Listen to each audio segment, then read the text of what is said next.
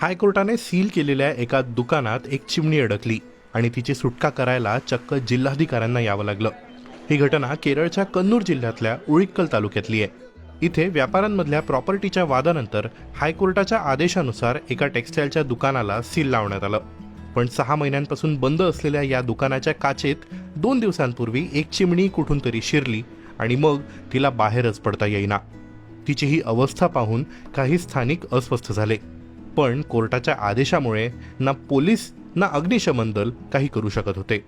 प्रकरण जिल्हाधिकाऱ्यांकडे नेण्यात आलं आणि त्यांनी मग पंचायत सचिवांना ते सील तोडण्याची प्रक्रिया मार्गी लावायला सांगितली।